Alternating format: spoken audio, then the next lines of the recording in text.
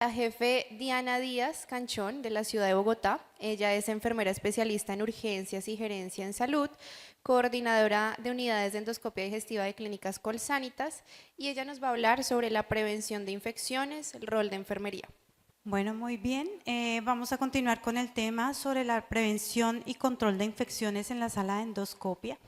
Entonces, como ya lo hemos venido escuchando a través de las conferencias anteriores, nosotros tenemos unos procedimientos que se realizan en las salas de endoscopia donde debemos tener muchos cuidados, prevención, tanto para el manejo de los equipos, de los pacientes. Y uno de los temas bastante sensibles es todo lo que tiene que ver con las infecciones que puedan presentarse derivadas de un proceso de atención en salud. Entonces, primero quiero comentarles unos datos que se hicieron a través de un estudio en el 2023. El Instituto Nacional de Salud realizó un seguimiento donde encontró que los brotes asociados a la atención en salud se presentaban básicamente en un mayor porcentaje con todo lo que tenía que ver con las infecciones del torrente sanguíneo, todo lo que tiene que ver con la parte gastrointestinal, respiratoria, infecciones del sitio operatorio que son derivadas de procedimientos quirúrgicos, y encontramos que en ese estudio lo que llama la atención y que nos puede afectar a nosotros en las salas de endoscopia es que el 66% se asoció a dispositivos médicos, y nosotros todo el tiempo manejamos esos dispositivos médicos para los procedimientos tanto diagnósticos como terapéuticos. Por eso es importante que tengamos en cuenta todo el manejo que nosotros vamos a realizar en una unidad de endoscopia. Sabemos que en la parte de gastrointestinal se han hecho también evaluaciones de cuál es el impacto que se genera en un paciente que ha recibido una atención en salud y que derivado a esto se pueda presentar un proceso de infección o complicación relacionado con este tema. Y la OMS encontró que del 1 al 3% de las infecciones asociadas a la atención en salud se relacionaba con procedimientos endoscópicos. Si ustedes lo ven, es más o menos 1 en 1.8 millones, que uno dice, no es tanto, es solo uno, pero hay que ver el impacto que pueda generar esa situación. Y otra cosa que debemos tener en cuenta es que muchas veces no se hace o no se tiene un registro adecuado de esas complicaciones, porque realizamos el procedimiento, el paciente se va y no volvemos a saber que si alguno de ellos presentó alguna sintomatología relacionada con infección, por lo tanto se considera que hay una buena cantidad de procedimientos o de complicaciones que se puedan tener como en un subregistro. Y en gastroenterología, todas las nuevas técnicas que han llegado, que ustedes van a conocer o que ya están conociendo y manejando en sus unidades, cada vez la tecnología va llegando más a nuestras unidades, vamos utilizando equipos más específicos, insumos que son mucho más específicos, que son más largos, que tienen más pequeñas sus pinzas. Esto hace que se deba tener un cuidado específico en el procesamiento de estos equipos. Algunas definiciones que debemos tener en cuenta, y es todo lo relacionado con la parte de limpieza. Entonces, la limpieza es la eliminación de restos orgánicos. Es lo que nosotros retiramos de las superficies o de los equipos después de realizar un procedimiento donde queda alguna exposición a secreciones. La desinfección es una eliminación de la mayoría o de todos los gérmenes. Para esto tenemos una clasificación que puede ser de alta o de media o baja desinfección. Y dependiendo cada una de las características que cumplimos y de los insumos que utilizamos en esas desinfecciones, podemos garantizar que se pueden eliminar desde virus, bacterias, hongos, dependiendo también el jabón que nosotros estemos utilizando para esto. Y la esterilización, pues es ya la eliminación completa de todas las formas microbianas. Sin embargo, debemos tener en cuenta que, por ejemplo, nuestros equipos endoscópicos no los pasamos a esterilización. Debemos realizarle, por tanto, una desinfección de alto nivel. Otras de las definiciones que debemos tener en cuenta es cuáles son esas infecciones endógenas o qué es una infección endógena. Es todo lo que tiene que ver con propio ya situación del paciente donde tiene un organismo que es un patógeno y está en su sistema circulatorio y puede irse a diferentes órganos o tejidos. Y las infecciones exógenas son la contaminación que se introduce al paciente a través de la utilización de equipos o de insumos que puedan llegar contaminados y es lo que denominamos como una contaminación cruzada y que son microorganismos intrahospitalarios. Yo creo que la mayoría trabajamos en unidades de endoscopia que se encuentran ubicadas dentro de un ámbito hospitalario, por lo tanto debemos tener en cuenta cuál es la flora que manejamos normalmente en nuestra institución. En la sala de endoscopia, como les había nombrado, tenemos muchos riesgos para poder nosotros clasificarlos y tenerlos en cuenta para el mejor manejo, la mejor desinfección, ya que nuestros equipos constan de diferentes canales, son equipos que requieren un cuidado especial, por ejemplo, los que conocen el equipo del ecoendoscopio lineal, que es para punciones, tiene su punta, una punta diferente, hay que lavarla, hay que desinfectarla, debe tener conocimiento pleno la persona que está haciendo el lavado de ese equipo para que haga un adecuado reprocesamiento. Tener en cuenta que los procedimientos en gastroenterología cada vez son un poco más invasivos y tenemos contacto directo con la mucosa del paciente, por lo tanto se puede presentar un riesgo de infección cruzada. ¿Cuáles son los microorganismos más frecuentes en una unidad de endoscopia? Entonces, según la literatura, se tiene reportado que los más frecuentes son las pseudomonas, Klebsiella y el E. coli. Entonces, hay que tener en cuenta estos microorganismos, cómo se pueden atacar para disminuir el riesgo de la contaminación cruzada. ¿Cuáles son las causas asociadas a una infección? Entonces, estos son como los factores que influyen para que se me presente una infección. Entonces, alguna falla en el proceso de limpieza, desinfección de superficies, de equipos y en el reprocesamiento propio de los procedimientos o de los equipos endoscópicos. Aquí es importante que nosotros tengamos los protocolos escritos, porque cuando llega una persona a mi área, le puedo permitir que se entrene, que lo conozca, que lo lea para que sepa cuál es el manejo y que no cada uno llegue a hacer su proceso como mejor le parece, sino que haya una directriz que oriente a todo el personal para que todos lo hagamos de la misma manera. Defectos adquiridos o inherentes en los endoscopios. Entonces ustedes saben que los endoscopios en sus canales pueden presentar algunas alteraciones por la introducción de instrumentos, la introducción de la pinza de biopsia, cuando sacan la pinza sin haberla cerrado. Entonces esto genera algunos como rayones dentro de los canales y esos rayoncitos son los que sirven para que se produzca las películas del biofilm y son las que se generan contaminación en los equipos. Entonces hay que estar muy pendientes, hacerle el mantenimiento a los equipos para prevenir todas estas situaciones de alteración en la estructura de los equipos y así disminuir también el riesgo para las infecciones. El uso de suministros de limpieza inapropiado o defectuosos, entonces debemos conocer cuáles son los desinfectantes que nosotros debemos aplicar en las superficies, con cuál desinfectante vamos a limpiar el equipo médico. Después de terminar un procedimiento, siempre realizar esa limpieza de los equipos y hacerlo con los elementos que se deben utilizar, no por ejemplo con una gasa, cojo una gasa, saco la gasa y limpio una superficie. Hay que tener los elementos específicos para hacer ese proceso de desinfección. Y todo lo que tiene que ver con la parte de la formación de biopelículas, que ustedes saben que, y ya hemos oído muchas veces el biofilm, después de que se forma un biofilm, ya es muy difícil retirar esa estructura de microorganismos de una superficie o de un equipo. Entonces, es importante que no lleguemos a este punto.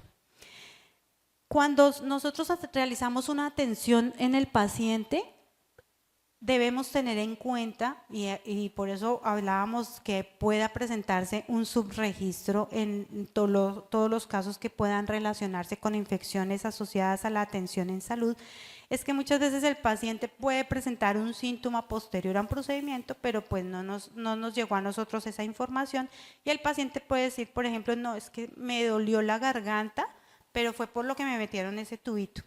Entonces, eso es importante que nosotros hagamos seguimiento a los pacientes para saber qué posibles riesgos de contaminación o de infecciones asociadas a la atención se derivaron en él. Y según la literatura podemos encontrar que lo más relacionado con infecciones posteriores a procedimientos endoscópicos son estas: amigdalitis, gingivitis, los más complejos endocarditis, fibrosis quística y otitis. Todo esto, si ustedes ven en el cuadro, ahí cómo se previene haciendo las cosas bien. Como decía Tania en su conferencia, cuando nos comprometemos y hacemos las cosas bien, las cosas van fluyendo y van mejorando cada vez más, y de eso se trata, que nosotros hoy aprendamos para llevar esa información a nuestras unidades. Con relación a la clasificación de Spalding, ustedes saben que nosotros estamos dentro de esa clasificación porque estamos en una clasificación, podríamos decir, que semicrítica, porque es lo que manejamos nosotros. Son equipos e instrumental que llegan directamente al contacto con la mucosa, y como ven ahí en el ejemplo están los endoscopios flexibles. Son unos de los instrumentos que nosotros podemos clasificar como semicrítico y que requieren un nivel mínimo de desinfección, que es el alto nivel.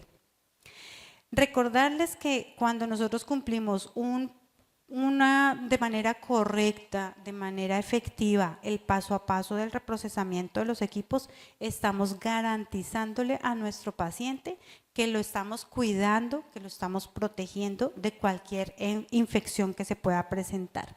Entonces, tener en cuenta en el sitio de procedimiento, realizar la limpieza, que es muy importante esa limpieza porque es la que me permite realizar succión de líquido, puede ser agua o puede ser el jabón enzimático. Mínimo, según se recomienda, deben ser 200 mililitros que se debe succionar después del procedimiento, y esto ayuda a que toda esa secreción o moco que haya quedado en los canales salga mucho más fácil, y cuando llegue al área de cepillado pues ya se ha eliminado una cantidad muy adecuada de esa secreción. Entonces es importante que en el momento de terminar el procedimiento, antes de desconectar el equipo, y es una costumbre que por ejemplo nosotros tenemos en la unidad, termina el médico, de una vez el médico introduce la punta del equipo, hace la succión de ese jabón enzimático y nos ayuda ya con ese primer paso, que es la prelimpieza. Y pues los otros pasos ya ustedes los conocen, los manejamos de manera permanente en nuestras unidades. Es importante que hagamos observación y seguimiento a las personas que hacen este proceso para que garanticemos que se está cumpliendo.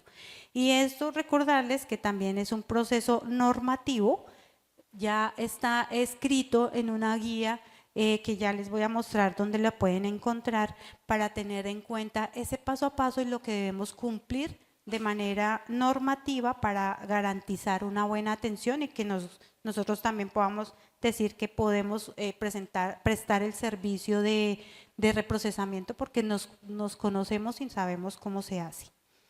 Para esto también debemos tener en cuenta qué tipo de desinfectantes vamos a utilizar.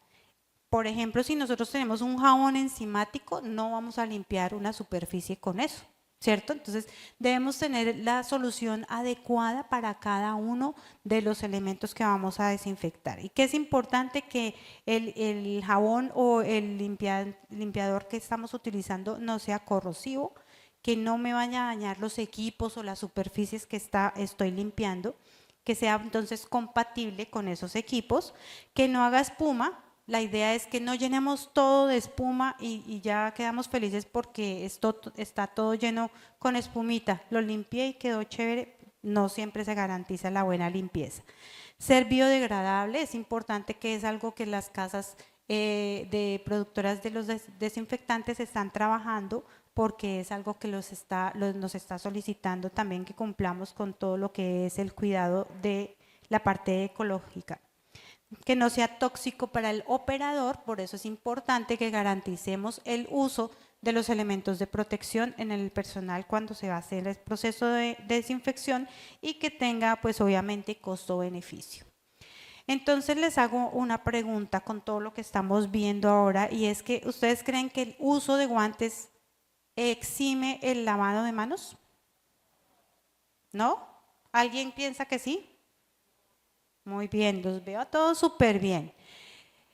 Eso es importante porque en nuestras manos está el primer paso, es el más fácil, no nos vale nada, es el compromiso que nosotros tenemos con nosotros mismos del autocuidado, de prevenir esa transmisión de infecciones a través de mis manos. Entonces, recuerden que los guantes pueden tener microporosidades y no nos garantiza que nuestras manos quedaron limpias. Lo ideal es que terminamos un procedimiento, retiramos los guantes y hacemos lavado de manos. ¿Listo?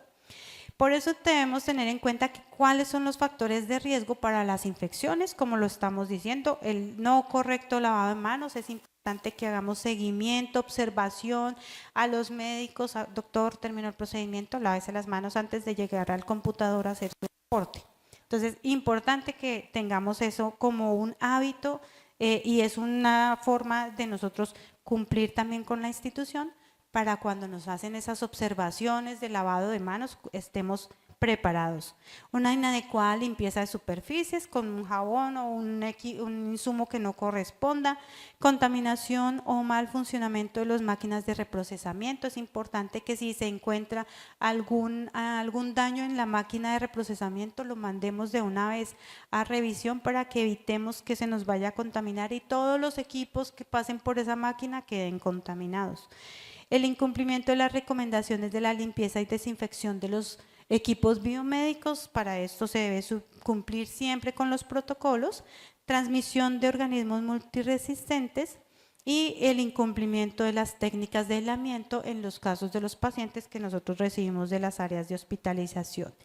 Y aquí viene otra pregunta y es que ustedes piensan que el paciente ambulatorio no requiere medidas de aislamiento, ya que solo se aplica a los procedimientos hospitalarios. ¿Eso es verdad o falso? ¿Quiénes dicen que es verdadero? ¿Quiénes dicen que es falso? Muy poquitos, no los veo convencidos. Es falso. Todos nuestros pacientes, así lleguen ambulatorios, tienen una carga o pueden estar colonizados o pueden estar en algún proceso infeccioso, por lo tanto es importante que nosotros cumplamos con las técnicas de aislamiento para nuestros pacientes, no solamente los hospitalizados, sino que el que me llega también ambulatorio y le puedo identificar, pues poder hacer una clasificación de ese tipo de aislamiento que requiere y así también disminuir los riesgos para la prestación del servicio y de infecciones cruzadas. Este cuadrito nos resume básicamente las causas que nosotros debemos tener en cuenta, incluyendo tanto para el paciente como para los procedimientos endoscópicos, y estos son los organismos que en general, como ya habíamos nombrado anteriormente, se presentan más frecuentemente en las unidades, pero hay muchas otras formas microbianas que podemos encontrar en las unidades. ¿Cuáles son las causas? Como ven ahí, alguna falla durante el proceso de limpieza, ya sea de los equipos, del personal, falta de conocimiento, el no lavado de manos, todo eso nos puede llevar a que se nos presente algún brote de alguna de estas microorganismos. ¿Y qué hacer?